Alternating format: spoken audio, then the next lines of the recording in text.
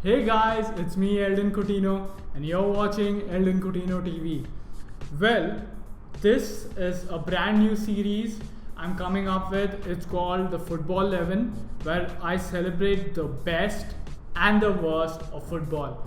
And first on our list is this season's successful transfer 11. That's a quite big title. I don't know what I was thinking. But yeah, I hope I don't have to repeat that. Before we start, this is only just for note. We are not including players who has been taken on loan previous season and made permanent. So sorry about that, Robert Huth. I'm very sorry. But we are including those players who has been purchased and sent back to loan. And yeah, the reason we are doing this is transfers is basically you're new to the team, okay, and you need time to settle and stuff like that.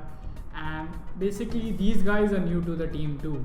Maybe their transfers have been done earlier in advance, but they're still new to the team. So we are definitely going to consider these players. So let's get right into it. So let's start with the keeper. And talking about keeper, this guy is a keeper. You know who I'm talking about at this point. Okay, I neither like Chelsea nor Arsenal, but Petr Cech will always be the goalkeeper I highly rate. Okay, I know people around the world must be thinking that why did you sell Petr Cech? Okay, must be saying Chelsea, but I think that's the most noble thing Chelsea has done this season, is selling them without making a fuss out of it. They sold it to Arsenal without making a fuss out of it. And you know, Cech is a goalkeeper who deserves first team action. Chelsea had to choose between Courtois and Cech, and they made their choice pretty clear. And I'm glad Cech found a team according to his liking. He wasn't just thrown out of the league to some remote MLS league. I'm glad he's playing in the Premier League, and he has done so well for Arsenal. It's been awesome, and he has kept the goals in check, right? That's what he does best. So basically, he deserves to be there. Cech. Now moving on to the front line of the defense. Okay, so and starting with left back. Important thing, what makes him more valuable is he came on a free transfer. It's none other than Christian Fuchs. You see what I did there? It's an awesome joke. I've been waiting to crack that joke for weeks. Now I realize it's not that good. It's fucking sad. Okay, moving on to the centre backs. This guy has been the best defense signing of the year. He has been the rock at the defense with Spurs, and wow, I think one of the reasons we ended up in Champions League spot is because we had an awesome defense, and all credit to this guy. He deserves to be there. So I'm talking about Toby Alderweireld, okay?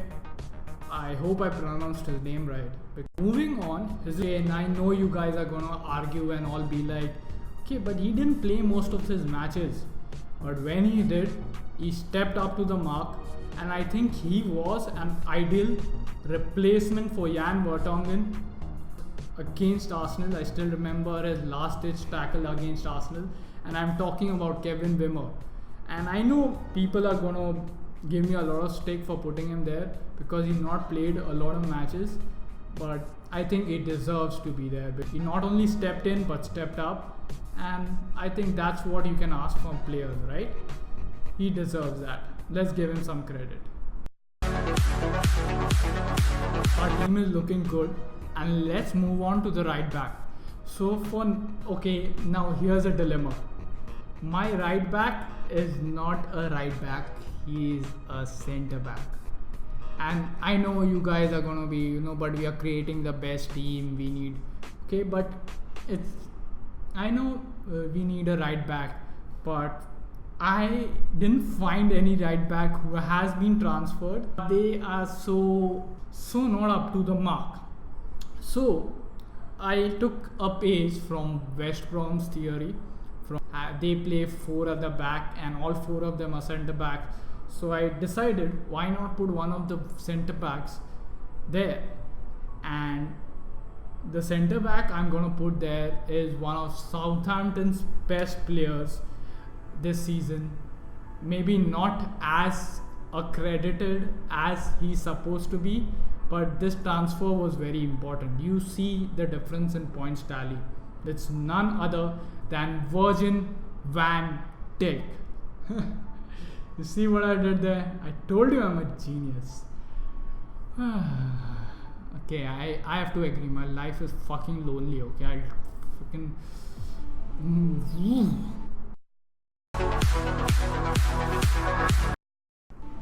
Virgil van Dijk. Okay, so 4 at the back, a goalkeeper, we're done.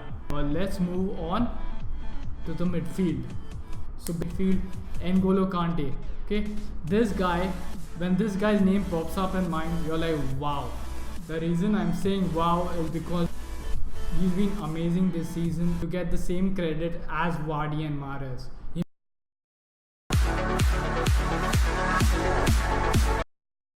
Moving on to De Bruyne.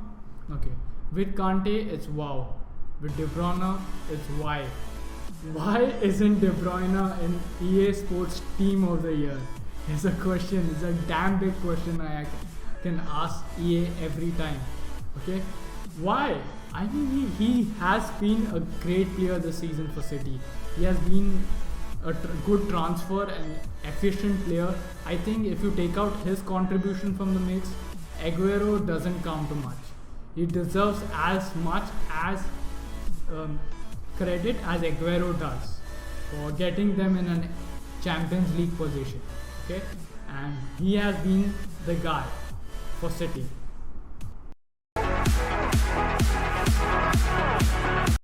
Okay, so Dele Alli was transferred last January, I guess. Was transferred in January.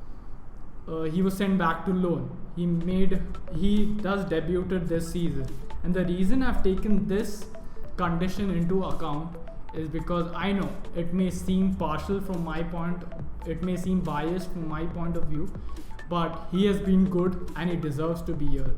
And the reason I've taken him is all of these guys have hit the ground running, and so has he.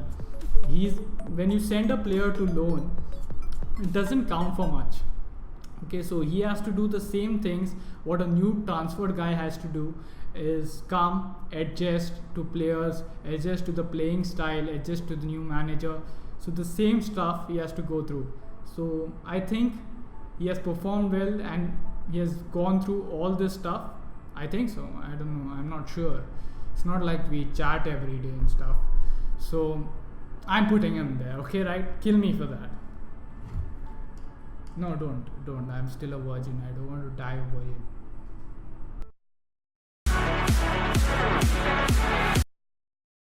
This legendary guy called Dimitri Payet. He does sound gangster, like thug life. This guy has been amazing for West Ham. And it's not only about him scoring goals. He did bring a positivity in West Ham's play. Give a lot of credit to Payet for their finish.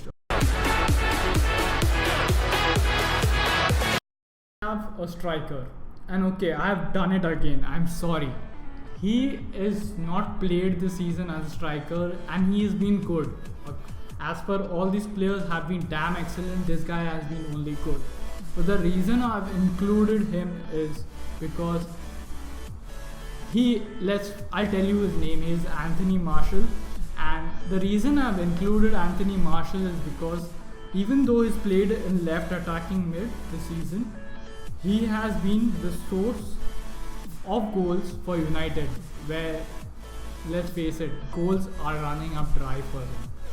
So he deserves to be here, and I hope someone looks at this video and tells whoever the current manager is that please put Martial in the centre forward position, okay, if you want to win. Okay, just not against Spurs. Maybe we can play at the back four for all I care, but that kind of pace and dribbling, man, this guy definitely sums up the one team guy. Okay, he's been German for Sunderland. He is German Defoe. Okay, who has all the young and new players who have come up in this tournament right now. Defoe seems like a, Defoe didn't get the recognition he deserved. But let's face it, if Sunderland has the guy to thank for their safety in the Premier League, it's Defoe. 19 goals in all competition this season. Man, he's been amazing. Okay, presenting the final transfer 11. Here you go. Did it not pop out already? Come on, man.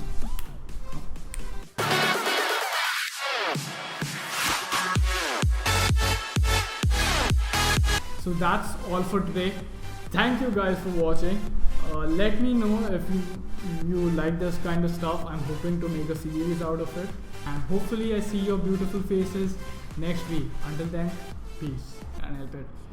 But yeah, Leicester are champions. Evidently, Chelsea fans for some reason made that pretty clear.